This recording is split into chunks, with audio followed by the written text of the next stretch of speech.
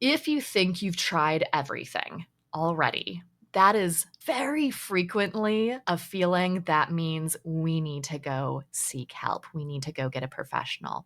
Or if you're like, I am just out of ideas, those two thoughts should be cues to you that you need to go seek help from somebody else. There are so many infinite number of tweaks that we can make to even one single strategy that if we think that we've tried it all, that means that we don't have an objective enough view of this, or we're missing some piece of the puzzle for this, whether that's due to memory or just we haven't acquired that skill yet.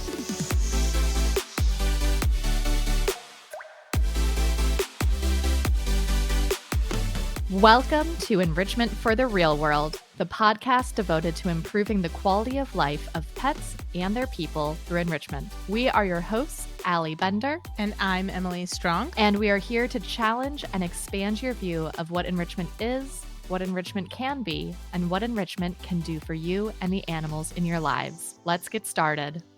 Thank you for joining us for today's episode of Enrichment for the Real World. And I want to thank you for rating, reviewing, and subscribing wherever you listen to podcasts. Last week, we heard from Thea Harting, and one of the topics we discussed was rabbit speed dating.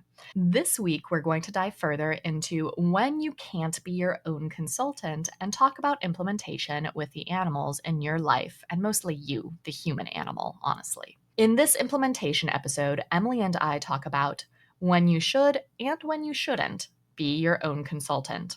How my therapist just tells me things that I already know and I love her for it. Why this episode is happening. You don't want a yes person. And humans are cute little energizer bunnies. So I'm pretty excited for this topic today because it is something that you and I, and honestly the rest of our team, say all the time, almost on a daily basis, that you can't be your own consultant. But I'm excited that we get to dive into this topic deeper in this episode and also talk about not just like you can't be your own behavior consultant, but what does that actually look like? Because it's not black and white. There's obviously a gray area to this. So I'm just excited to dive in. I am too. And I think one of the reasons that I'm excited to dive into this is because of how many professionals have said something to us, something along the lines of, well, I can't imagine, like, you have so much expertise. I can't imagine that you have to refer out to anybody. And I would just laugh at that. And I'm like, are you kidding? Like, no, that's not how any of this works, right? Or conversely, feeling shame because they couldn't solve their own problems and they couldn't be their own behavior consultant, and somebody else told them something that they already know and they tell other people, but they had to be told that, and they express the shame in that. And so, like, one thing that you and I say over and over again to so many colleagues is, like, the more expertise and experience you have, the more willing you are to reach out to your community, your network, and get help and support and take a team approach to things and stay in your lane and recognize areas of expertise and all of those things. So the more experienced and knowledgeable you are, the more likely you are to refer out, to get help, to add people to your client's support team or to your own support team and work collaboratively. So I'm really excited to get to do this as a podcast episode because then we get to just say that to more people. Absolutely. And I know that we're talking about specifically your pets today. We're talking about you can't be your own consultant, but I want to mention that even if you are not a behavior professional, this is still true. I see so many pet parents who are not professionals trying to be their own consultant and getting frustrated when it's not working. And then when they do bring us in, they express that frustration. I'm like, yeah, A, you don't do this for a living, so you don't know all of the intricacies of this case. And B, even if you did, you couldn't do this. You can't be your own consultant. But even beyond working with pets, working with pet behavior, This is true in so many other areas of life as well. I have told my therapist so many times that she just tells me what I tell other people, and that is beneficial. I continue seeing her and I will continue seeing her until the day that she retires, whether or not she likes it. And well, I guess she can have some sort of agency in that. She likes me. It's fine. Anywho, but so many times I am telling her about a problem that I'm facing, and she is giving me advice that I had literally given to somebody else that same day. Where I was like, oh, yes, this is a thing that I teach. This is a thing that I've said. And I couldn't recognize that was the solution when I was the one having the problem. We're just so close to our own problems and our own situations that it's really hard to take that objective viewpoint. So keep in mind that we're not just talking about really you can't be your own consultant, but you can't be your own therapist, your own doctor, all of the above. As Emily said, the more knowledgeable you are in certain areas, the more likely you are to reach out to experts and take that team approach. And I want to also emphasize that doesn't mean that you can never be your own consultant. So we'll start this conversation by talking about when you can be your own consultant or your own whatever. You can DIY it, you can bootstraps it, do it by yourself. And that is, if it ain't broke, don't fix it. If everything's copacetic, if you're like happy and harmonious in your home with your pets and everything's working well, you don't need to bring somebody in because there's nothing that needs fixing, right? Like you're fine. Everything's fine. If everything's smooth sailing, you don't need to just go out and build a support network when you don't need anything. But the majority of the time when we're talking about this, it's when somebody is struggling with a problem of some kind and they can't figure out how to rectify their situation. That's when we really need to start reaching out for help, is when we were stuck in some way or lost. So I think that's one facet of you can be your own consultant. Like you don't need to reach out for help. If it ain't broke, don't fix it. What's the other one, Allie? The other one is if you do have skills and a timeline. I think you need both of these things in order to try to DIY it yourself. And so, what I mean by that is because we are talking to a lot of times professionals when we're having this conversation, professionals do have skills. They do know how to do things and read body language and do management plans and all of that good sort of stuff. And so we don't want to diminish those skills that somebody has. But the trick is to also have a timeline in which you're going to trial and eval by yourself and have a very clear deadline for if I do not see improvement in X amount of time, that is when I need to bring in a professional. And I'm just going to go back to human mental health example. So for me, a few months ago, I had a medication change for my mental health. And there was something very wrong in the first few days with that. I made sure I told everybody about what was happening. I made sure that they're all looking out for me. And I told each of them, if I am still talking about this in 2 weeks, I need you to tell me to go contact my doctor, because I will not remember that it's been 2 weeks. I will think that it's gotten better when it hasn't. I don't have a clear, objective way of measuring my own behavior in that state. And so I told the people closest to me, including you, Emily, of course, please look out for me in the next 2 weeks and tell me when it's time to do something. And with that, now my doctor was not super happy. That was the decision that I made. I'm not going to lie. I got a scolding for that. But I knew that it was going to be okay because I did have skills and I had a very clear timeline of how long I was willing to trial and eval by myself. And I made sure that I had an objective way to measure progress. So I guess actually there are three things that you need. If you have skills, a timeline, and an objective way to measure progress, then try it yourself for a little bit, because sometimes you can figure things out. But if in 2 weeks, a month, I wouldn't go further than a month, you can't, that's when we need to start looking at bringing in somebody else. I'm going to connect another dot because I have talked frequently on this podcast about the trial and eval I did with Bree our first winter in Seattle when I discovered that I had a winter Bree. And I did the really simple data collection of like, do nose work over my lunch break, and then like check if she's able to rest on the nest with me for an hour-long Zoom session, X if she can't.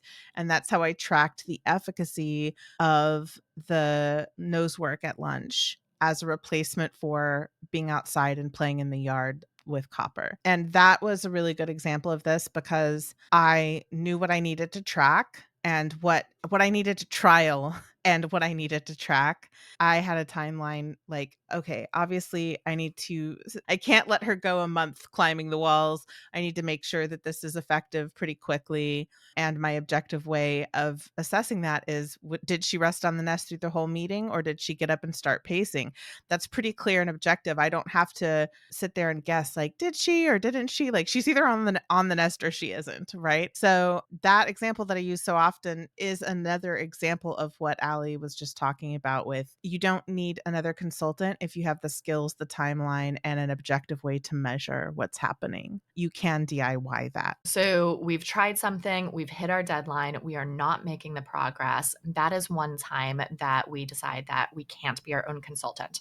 The other situations in which we usually make that decision is when there are safety concerns. That can be physical safety concerns, that can be behavioral or emotional safety concerns. If there's a safety concern, that's a time that we need to reach out. And whether that's a safety concern for the individual pet we're working with or for anybody else that they interact with. The other times, and this kind of goes back to having skills because we don't know what we don't know. And sometimes we just forget that things exist in this world. That happens to me regularly where I'm like rooting around in my basement and I'm like, oh, look at this thing. I loved this thing. Cool. And then we'll proceed to forget about it for another 6 months until I find it again. If you think you've tried everything already, that is very frequently a feeling that means we need to go seek help. We need to go get a professional.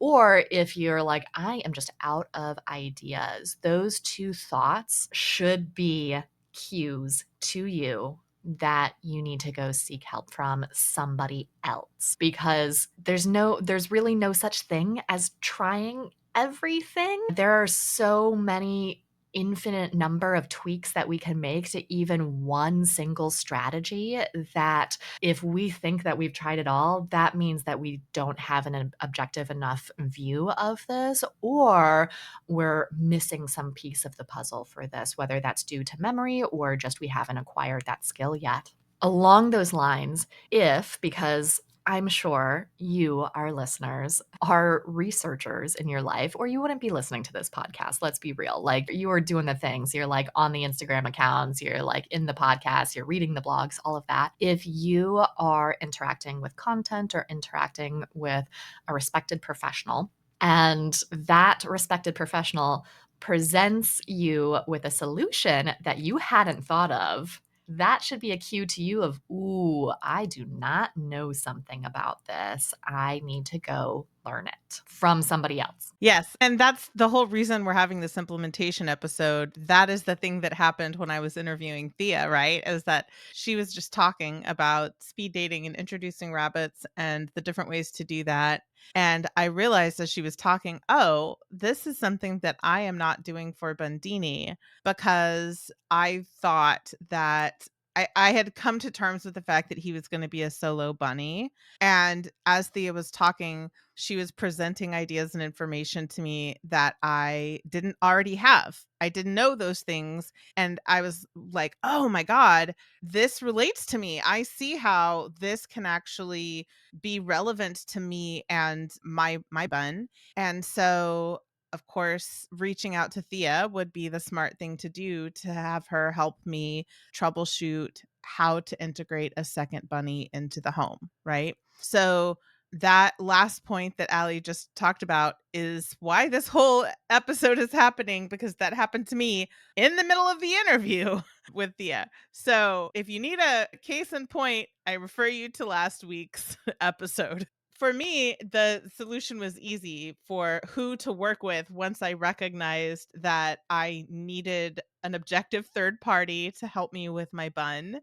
The obvious answer is Thea, because I know her, I'm in community with her, and I respect her expertise. And she was the one who had the information that I lacked. So it makes perfect sense that she is the person that I'm going to go to be my bunhavior consultant. Sorry, I couldn't help myself. No, I'm not sorry. I own my pun. My bunhavior consultant. Get over it, Allie. I'm not under it. Like, I'm glad that you accept my pun. But when it's not that clear cut, when you didn't get the major aha moment from a specific person, it can be a little trickier figuring out who to reach out to for help. So there are a couple things that we recommend when people are asking us, like, how do we know who to seek help from? And I think it really boils down to three things. The first is you have to trust them, right? It's not going to go well if you don't trust the person that you're asking.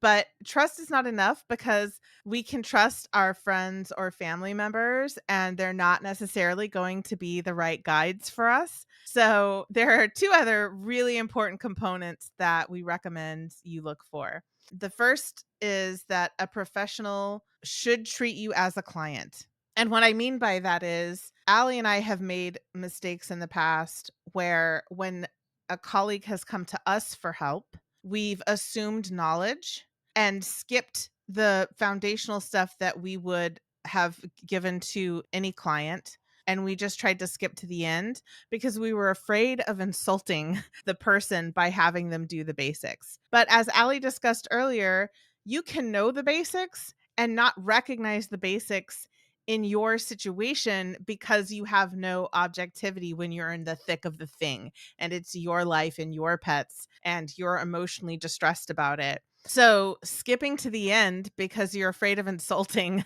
the your colleague is actually doing a disservice to them. So you want a professional who's going to treat you like a client, start from scratch and work you through the basics first before escalating the troubleshooting to maybe the hairy details, right? The finer points, the nuances. So that is one of the things to look out for. The other thing that you want to look for is somebody who can be honest but compassionate with you. And what I mean by that is you want somebody who's not going to just tell you what you want to hear, because a lot of times the things that we need to hear are not necessarily things that we want to hear. And so you don't want a yes person. You don't want somebody who's just going to boost your ego and tell you all the things that feel warm and fuzzy. You want somebody who's going to be honest with you about the realities of your situation. And also, they need to be compassionate about it.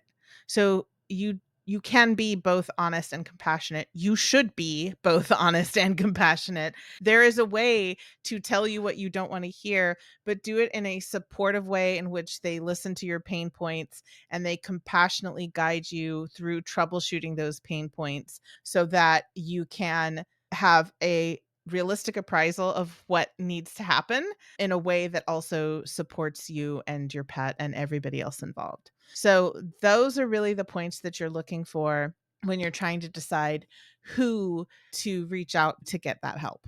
along those lines, you want a professional who is going to treat you like a client.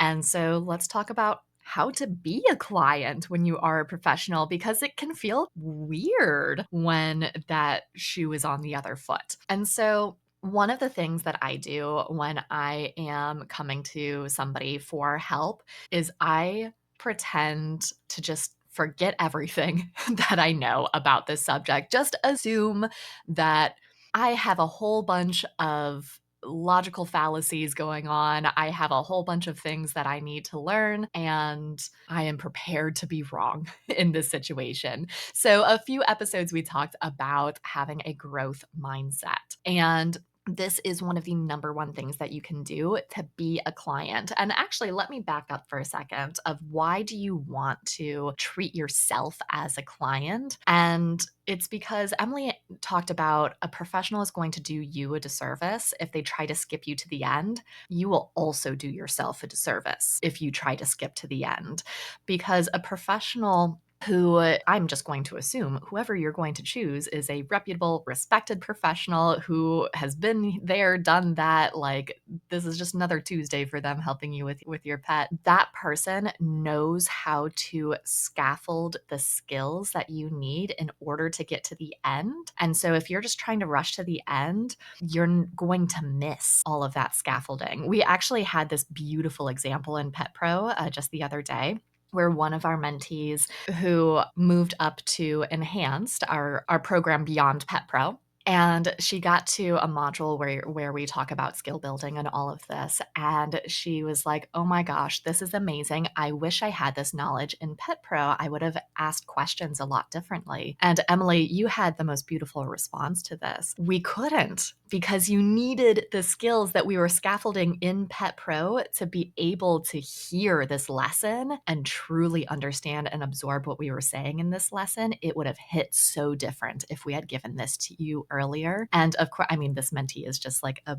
wonderful human being. And she was like, oh my gosh, yes, you were so right. It's amazing to see how far I've come when I know the questions I was asking there. And you're right, I wouldn't have been ready for this lesson at that point. Your professional knows how to scaffold those skills for you. And so you need to let them lead you on that journey. And there are going to be parts of that journey where you're like, yeah, I know this. Yeah, this is easy. That's okay. Still, let them lead you on that journey. And the way that you're going to do that is starting with growth mindset and with communication. I think, and Emily, I'll just speak for myself. I don't know about you. I know that when I first started seeing other professionals as clients, I had it in my head that I didn't have to communicate with them as much. They would reach out to me when they had a problem. I made a lot of assumptions about what our communication would look like, and I was wrong. I was just wrong. And that was one of the ways in which I learned that I have to teach even my colleagues who are paying to work with me as my clients. Make sure that your consultant knows how you like to communicate, and make sure that you're communicating with them for the good, the bad, and the ugly. Like, I personally love when clients reach out to me with problems. Now, I also love when they reach out to me with just like happy things and success stories and all of that. I live for that stuff. But I really appreciate when clients reach out to me with problems, because one, that tells me that they feel comfortable enough in our relationship to be vulnerable with me. And that is a thing that is absolutely necessary in that consultant client relationship. And it means I can help them. I can't help if I don't know there's a problem. So make sure that you are communicating with your consultants. Make sure that they, like, just like they don't want to assume that you know something, make sure that you're not assuming that they know something. So we really need to have this two-way street there. And because if you are a professional, one of the lovely things, I mean, I absolutely adore working with colleagues and other professionals as clients, because one of the things that I can do is be a little bit more forthright in my communication of just like, okay, so Emily, tell me how you like to communicate. Tell me, like, does this cadence work for you? How do you learn best? Because a lot of times they've done a little bit of that work already because they're in the behavior space. I can also do that with like my human mental health professional clients, teacher clients, anybody who's in that behavior space often has a little bit of that knowledge of themselves as well. I just appreciate when I can have a blunt conversation about communication. Super meta. The last part of this is I mentioned that in the beginning, when I was trying to consult other professionals, that I made assumptions about communication. I also made the incorrect assumption that I could space out their sessions longer than I could with somebody else. And Honestly, with my professionals, I tend to like meeting with them more frequently than I do my regular pet parent clients for a couple of reasons. My professional clients tend to move faster because they're so invested. They're doing the work daily. They've already built training into their schedules. And so we don't have to like figure out how to build training into their schedules like we often do with regular pet parents. And so professionals tend to move faster. And when somebody moves faster, I need to see you more frequently, or we can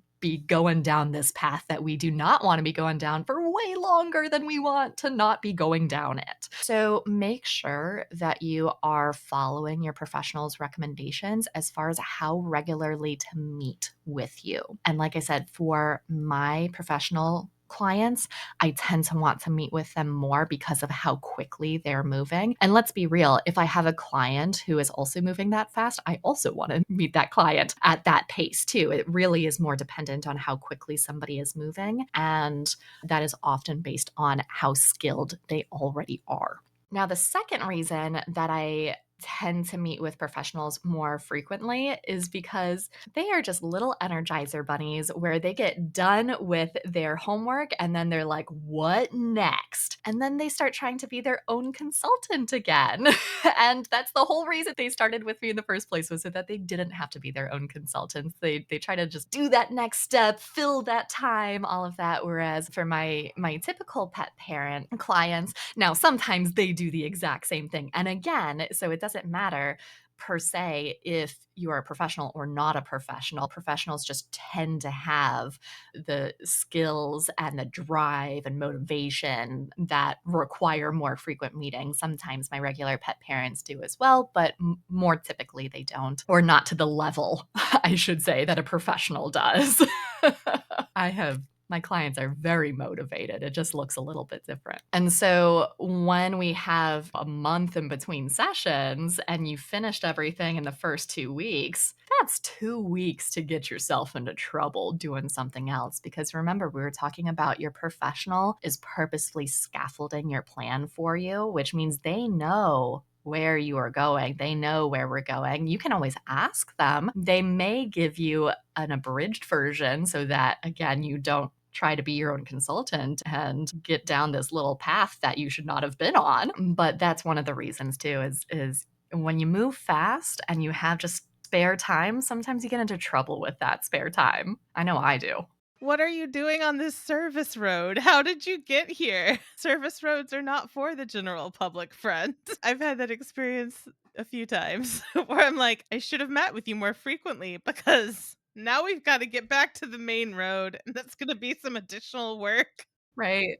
We have to travel backwards down that service road again, go back to the main road. Okay, so today we talked about when you can't be your own consultant and the few times that you can be your own consultant. But when you can't, it's typically because you've tried, it's not worked, there are safety concerns, you're out of ideas, or somebody presented a solution that you hadn't thought of, like what happened to Emily during Thea's episode last week. When that happens, make sure that you choose a professional who's going to treat you as a client and be honest and compassionate with you. And that goes both ways. You also need to know how to be a client yourself, with it, which includes approaching with a growth mindset, having open, honest communication, and meeting with your professional as regularly as they recommend you to. Next week, we will be talking with Ryan Cartledge about building community through crucial conversations. Thank you for listening. You can find us at petharmonytraining.com and at Pet Harmony Training on Facebook and Instagram, and also at Pet Harmony Pro on Instagram for those of you who are behavior professionals. As always, links to everything we discussed in this episode are in the show notes, and a reminder to please rate, review, and subscribe wherever you listen to podcasts. A special thank you to Ellen Yoakum for editing this episode. Our intro music is from Penguin Music on Pixabay. Thank you for listening, and happy training!